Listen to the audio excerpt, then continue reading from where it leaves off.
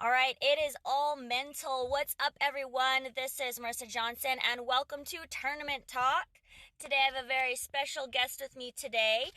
Is one of my friends that I actually met out in California when I was out on a tournament, and we made friends. Well, frenemies, I guess. I was kind of giving him a hard time when I was playing tennis with his team, but we're totally best buds now, as you can see, as he is a guest on my podcast. But we have Nick Szyndlar, and I'm just going to read his little bio we got here. So he's the current head coach for the men's and women's tennis University of Saint Katherine. He's a former Division I assistant coach and a current certified strength and conditioning specialist who is also a kinesiology professor. So that's so amazing. And so his quote that he wanted to use today was, "It's all mental." So Nick, I would love for you to just tell us a little bit about that. What is "It's all mental" all about? Yeah, Marisa, thanks for that introduction. I guess hearing all that makes me sound a little bit more professional than maybe I like to consider myself. It's all mental is definitely something that I've come to, I guess, throughout life, but I'd say so more in the last 6 years. This is my 6th year as a college tennis coach, which is crazy because time's just flying. A lot of that, it's all mental, has just kind of come from an understanding of life. So much of what we do in everyday life, the situations that we face, all that kind of stuff, is so much reliant on how we approach a situation or, adversity or overcome it. And it's not so much about the situation itself. It's more so about how we approach it. So, throughout the course of my college career as an athlete and also as a coach now, I've kind of embodied that because there's so many times where I'm sitting there, whether it be after a tough loss or a great win or, gym session or whatever it was, I'm sitting to myself, I'm just lacking the motivation right now. Why am I lacking this ability to want to continue or want to push harder? And the only real answer is, well, you just don't want to do it. And that starts from within. So I started playing around with that for the longest time. And, here it's become one of my mantras with all my teams. And, maybe even too many of my families and friends hear me say it, but that's just the reality for me. Awesome. Well, it's honestly a great mantra. And I'm totally 100% believer in that too. But you were telling me before you started tennis a little later in life, right? I did. So I started tennis at the age of 13, which when I tell people that, they kind of wonder why I picked up such a technically advanced sport at the age of 13. My dad played soccer. He played professional soccer growing up. And so I played soccer as well as a kid. And then basically just got to a point where he knows, I don't really want to play soccer. Dad and I were butting heads from a young age. And so naturally my mom played recreational tennis. And she goes, "Hey, use a tennis racket. Give it a try." And I hated the game. I kind of pulled like an Andre Agassi mentality. Yeah, No way. I hated the game. I thought it was so simplistic and so boring. But of course, everyone who touches a racket for the first time, they suck at tennis because it's the exact opposite, right? Yeah, that was me. And so I just hated the sport, and I thought it was so easy, and it turned out that it wasn't. And then I started losing when I started to play with my friends or whoever it was, and I thought to myself, "Gosh, this thing is so dumb, and I'm bad at it." So I think that's probably where I started the "it's all mental" thing. If you know what, I got to turn this around. I got to either change my perspective on the game, or I got to really put in the work to get better at this thing because it was so frustrating. But yeah, I definitely had a late start compared to most of my peers growing up. Yeah. People that have been listening to my podcast know I started when I was like 10, which is a little sooner, but for me it was a lot of catching up because, you're a son of a professional athlete, and my parents weren't professional athletes, but I do know a lot of that's, comes easily to some, but for me it was like, Yeah, I hear you. Trust me, I know exactly what that's like. Just kind of looking back over my life, I guess, when I was 13, like 16, probably an element of trying to play catch up with all these guys who have been playing since they were 3 years old or whatever it was. I just had this big chip on my shoulder. And I was a pretty bad student growing up. I never really took school seriously.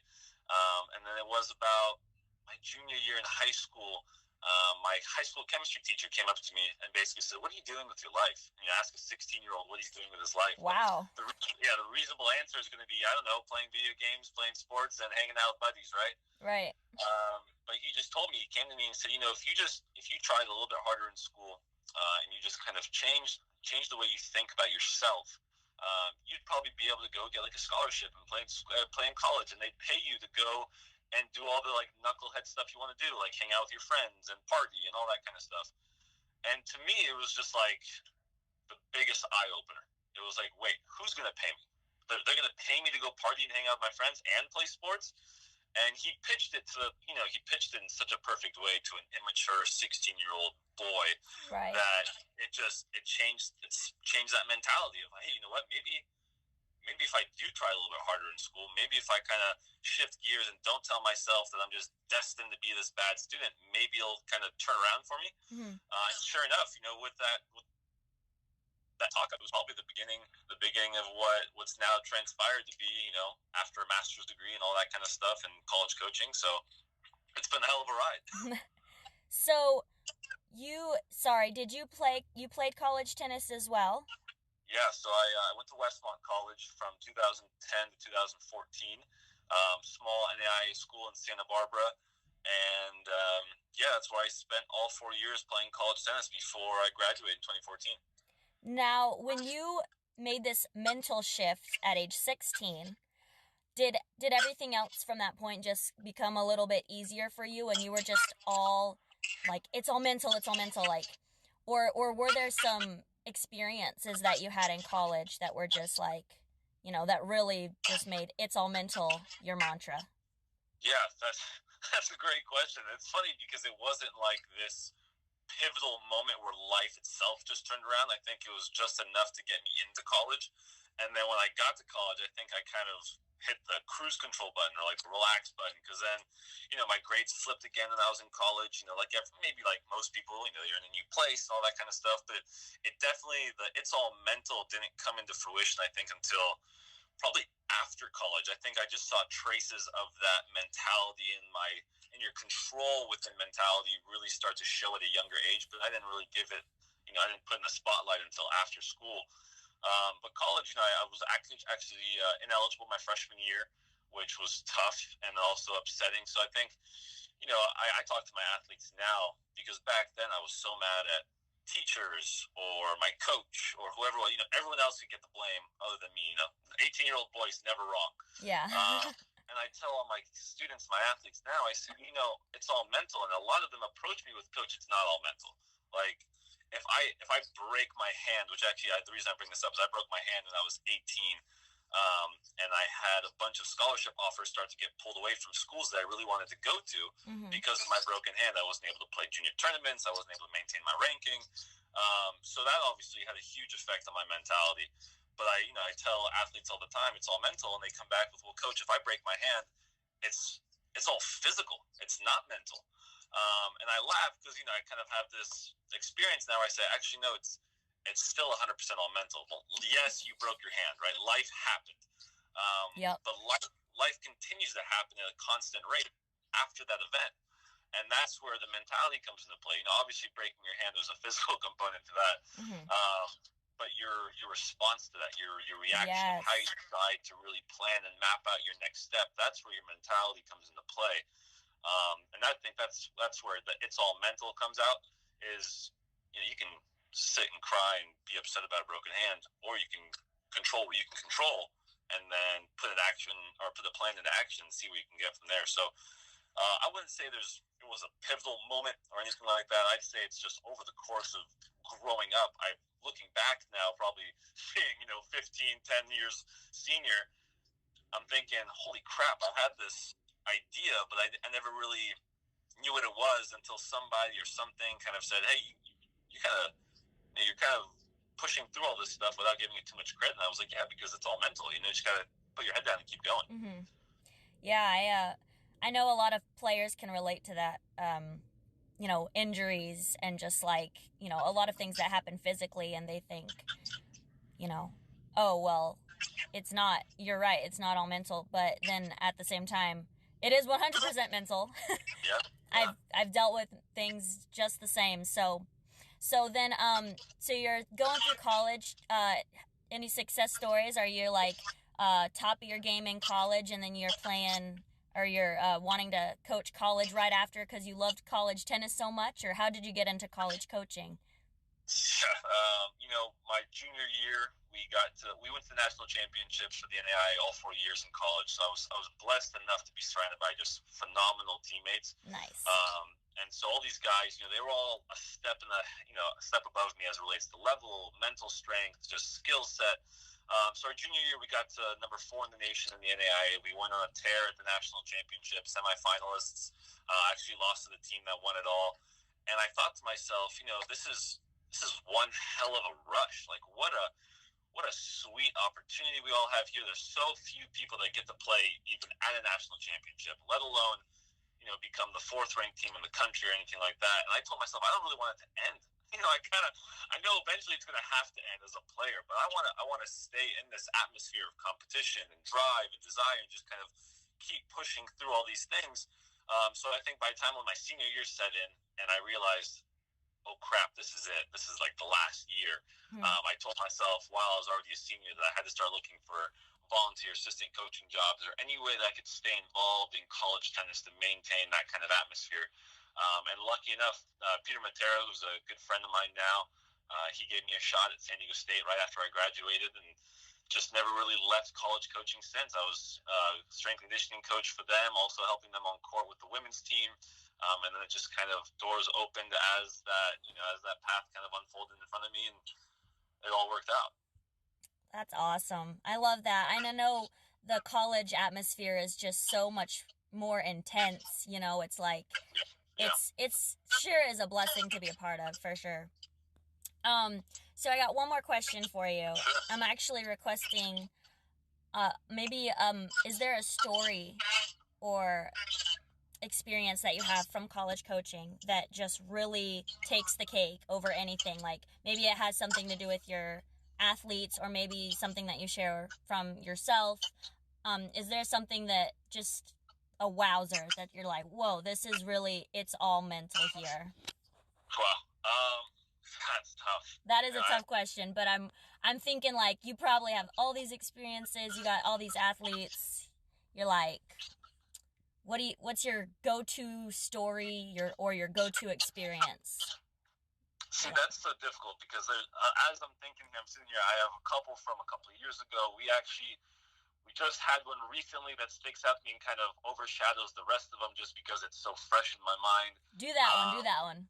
Yeah, so last year was obviously my first year. I made both programs at University of Saint Katherine from scratch. I basically went to my athletic director and I said, hey, do you guys want a tennis team? You got all the other sports teams. I'd be happy to make 2 tennis teams. I got the job in June. And by August, we recruited 2 full teams. And here I am in my second year.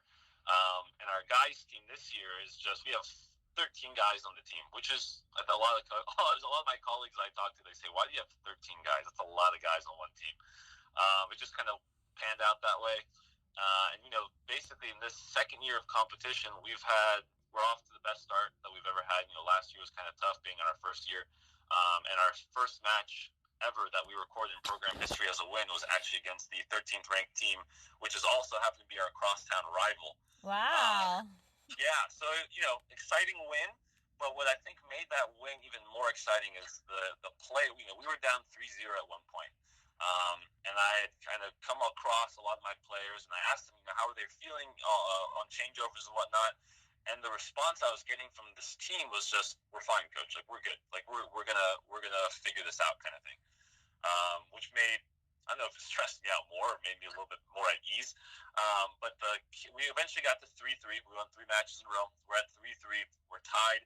And my freshman, who I'll leave him unnamed for now. I don't know if he wants to be named, but I guess people can look it up online. He's looking to play. He's looking to clinch the match for us. And about 2 months prior, he comes to practice and he goes, "Coach, I want to show you something." I said, "Okay, what do you want to show me?" And he shows me this tattoo he just got on his bicep, on his arm. And I'm looking at the mantra, "It's all mental," tattooed on his arm. And I'm thinking to myself, your dad's going to kill me. I'm going to get a phone call. This is so bad. I'm losing my job. Like, somebody's going to complain to higher ups. This is just going to blow back in my face. And he, I asked him, I said, Christian, why in the world, oh, there I go saying his name. I said, why in the world would you ever get that tattooed on you? And he says, Coach, it's the perfect reminder. And sure enough, he clinches the match for us. We win 4-3 against the 13th ranked team in the country. And he comes off the court. He celebrates with his teammates, and he said, Coach, I told you, it's all mental. And I just, emotional response for me, I just kind of lose it. It's just this, overjoyed moment for, I guess, the whole team and myself. And here I am finding myself just reliving it again.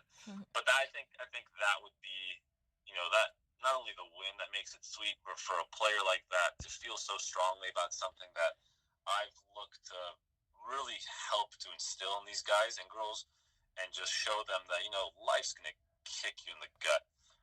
But it's so much more than that, so much more than just the X's and the O's. It's more so about how are you going to respond.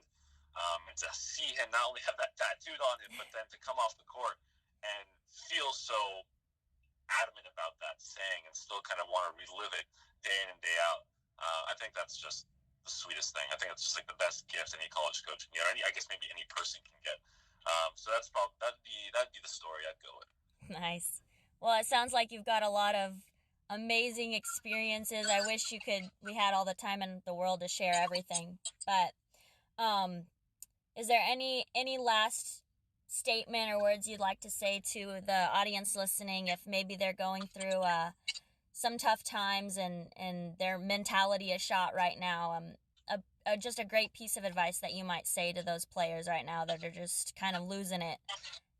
Yeah, I mean, in my experience, it's so much more focusing on what you can control than what you can't. And I know it's so easy to say, especially when you're not in the low parts of your life. But I think the best reminders I've had from some of the best mentors have been coaches. Oops. Control to change that. I think that's probably the best piece of advice I can give any player, coach, or whoever, and just to focus on those things. And obviously, I kind of tell myself that I'm a people's person, and so if anyone ever needs to contact me or reach out to me, I'd love to talk shop and talk mental strength and mentality and stuff like that, because I'm not perfect, and I would love to hear any kind of advice and insight that other people have. So, but that'd be it. Just stay on top of your game and just understand that you're in control. You're totally in control, and it's just a matter of taking that first step. Everything else will follow. I love it. I'm kind of bummed. I just got an incoming call. Like, I missed the second sentence, and I feel like it was the clincher. Was there? Can you repeat maybe if you remember even? You said, you said, just start one more time. I'm gonna edit that. Yes, totally fine. It's my number one piece of advice is just remember that you're in control. It starts with you, it ends with you. Even when life gets you down and it's just kind of one of those tough moments, the first step is definitely the toughest. But if you can ask yourself in a situation where you're feeling low, okay, now what? Where do I start? What's my number one step? I think that's understanding the fact that you're in control can definitely give you back that strength, that kind of feeling of self-empowerment. And I think that's the first step to changing your mentality, is understanding that, it's okay to be down in the dumps, but, it's up to you, and you're capable of doing it. As long as there's air in your lungs, right? It's a good day. So I think just for anyone who's out there who's looking to get a little bit mentally stronger, just understand it starts and ends with you, and anything's possible. Perfect. Thank you so much. Oh my gosh. I'm sorry about that. No. Goodness. So thank you so much. I guess I'll tell the followers that they can follow your journey on maybe your college team's website, or do you have a social media that you want to shout out? Yeah, I have my personal social media that has, it gets traffic from the USK pages and stuff like that, and that's just N as in my name, Nick, and then the last name Szyndlar, which is SZYNDLAR. And then they can obviously follow us and all the team successes at USK_tennis. Perfect. All right. Well, I am going to close up, and to just love that. I loved your stories. I love all this reminder on just it's all mental, and what a great message. I'm gonna shut this down, but also remind everyone that they can share this podcast with anyone they feel is needing it, and to not forget to follow both of us. Appreciate it, bro. I really appreciate it. Thank you so much, and we'll see you in the next episode of Tournament Talk.